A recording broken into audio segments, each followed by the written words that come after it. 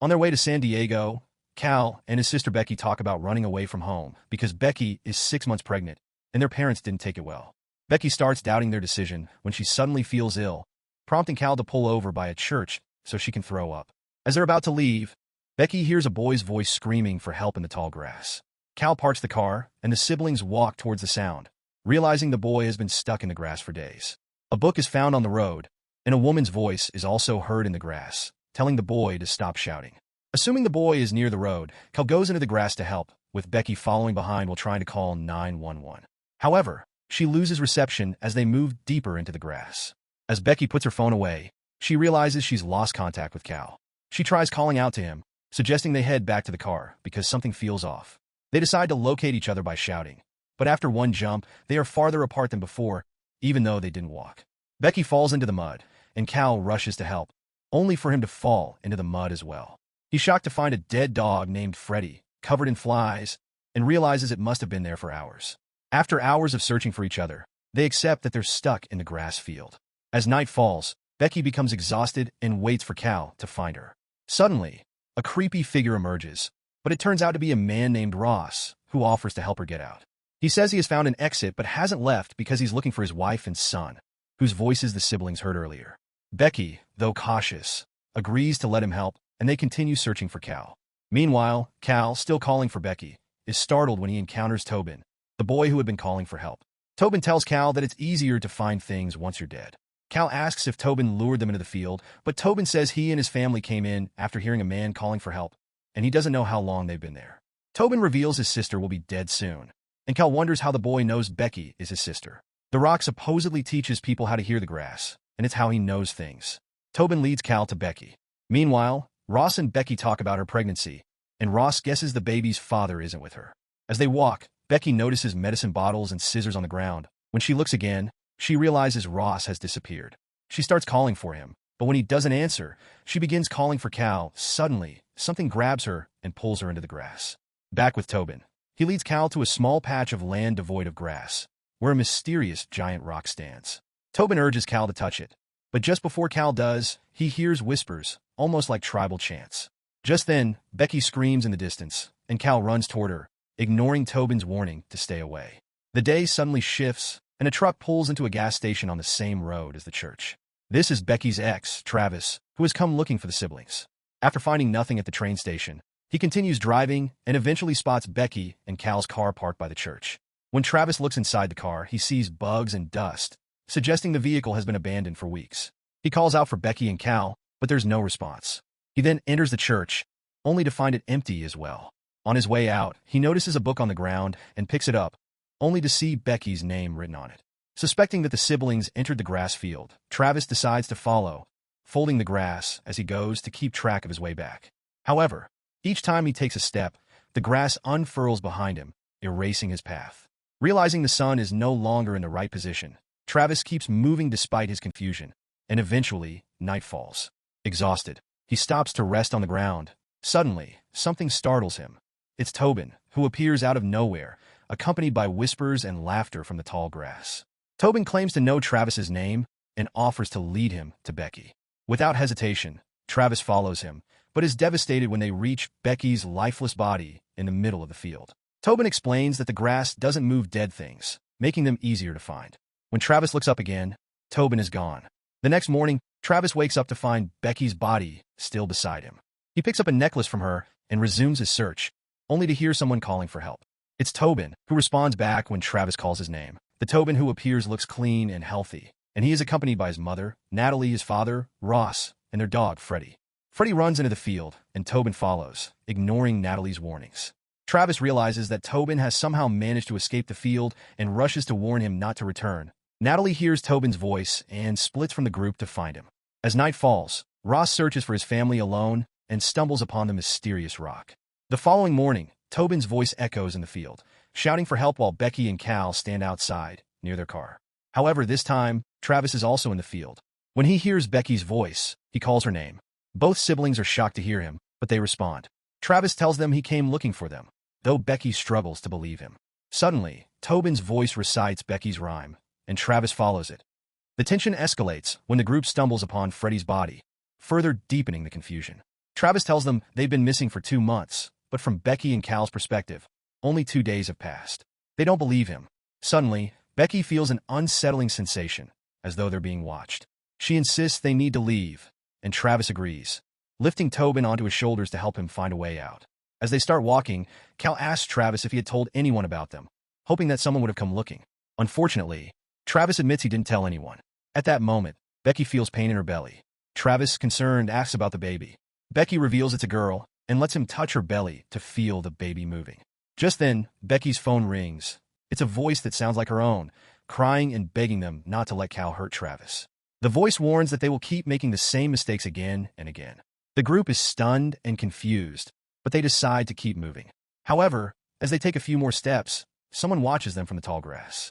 Becky suddenly slips into the mud, and when she falls, she experiences strange, terrifying visions. Images of a baby, tall grass, and shadowy figures approaching. Her fear intensifies, and both Cal and Travis rush to help her. At that moment, Ross appears, offering to lead them out. Travis, still holding Tobin, tells him about the building they saw earlier. However, the building has vanished. Ross cryptically explains that this is how things work in the grass.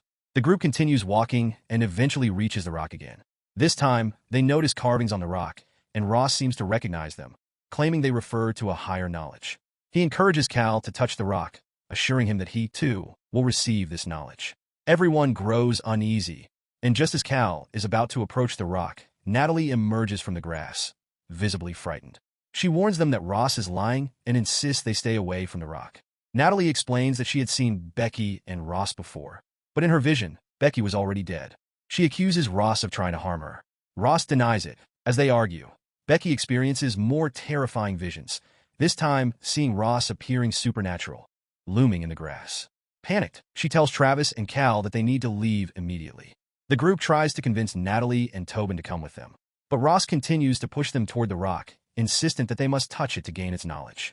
Travis, unable to take it any longer, steps forward to stop him, but the situation spirals into a physical altercation. As the two men fight, Ross continues to demand that Travis touch the rock. Finally, Ross overpowers Travis and wins the struggle. In his frenzy, Ross turns on Natalie, brutally smashing her head with his bare hands.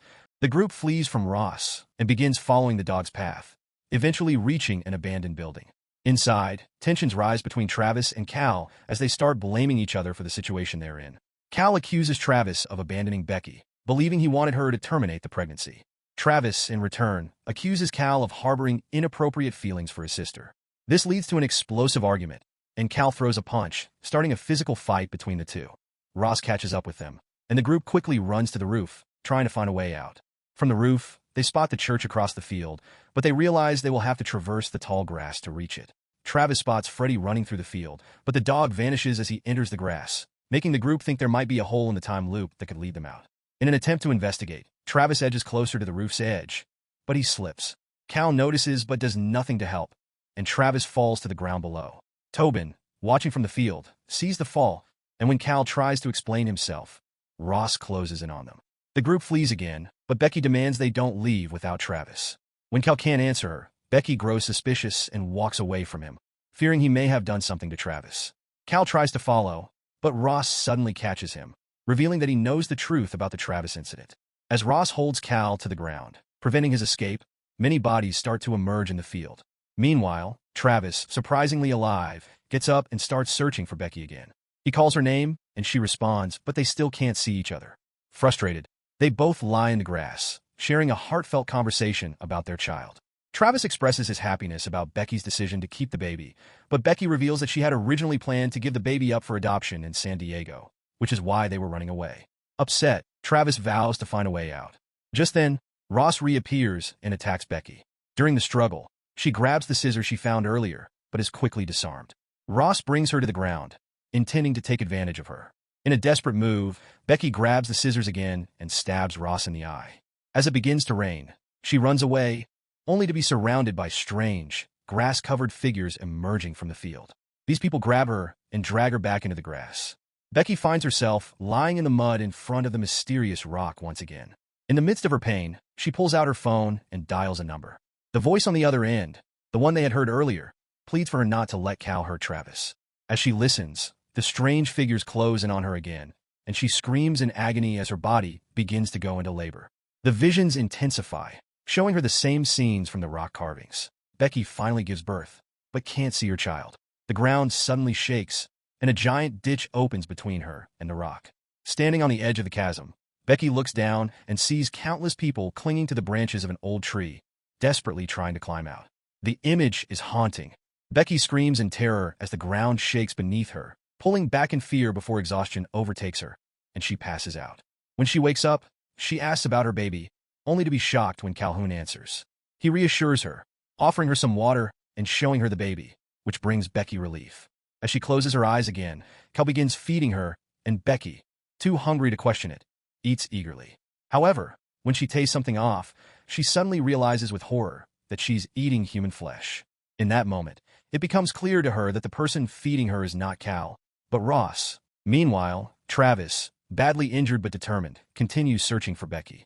He eventually finds her lying alone on the ground, and as she asks about the baby, Travis touches her belly and realizes that the baby is gone. He cries as Tobin reappears and explains that Ross has killed everyone. Tobin warns Travis that Ross will never stop, and he will continue to kill them over and over again. Tobin starts crying, and Travis comforts him, promising to protect him. In a fit of rage, Travis calls out to Ross, challenging him to come and kill him. Ross appears from the grass and attacks Travis. Ross strikes Travis with a bone, knocking him down, before turning his attention to Tobin. As Ross moves to force Tobin to touch the rock, Becky suddenly rises and attacks Ross from behind, knocking him off Tobin. In the chaos, Travis hits Ross's head against the rock and kills him by strangling him with grass. Travis, broken and emotional, goes to Becky, holding her in his arms and crying, unsure of what to do next. He approaches the rock, despite Tobin's warnings that touching it will trap them in the loop. Travis ignores the warning and touches the rock. Suddenly, a red light bursts from the rock, flooding the field with an eerie glow. Travis, now imbued with the rock's knowledge, begins to look like Ross. Terrified, Tobin starts to run, but Travis stops him, telling him to come with him. Realizing the rock has given him an understanding of the field, Travis leads Tobin to the entrance, urging him to go out and warn Becky and Cal so they don't enter the field again, hoping this will end the loop. Travis gives Tobin Becky's necklace, and in the blink of an eye, Tobin is transported to the attic of the church. He exits, seeing Becky and Cal's car on the road, about to enter the field after hearing someone calling for help.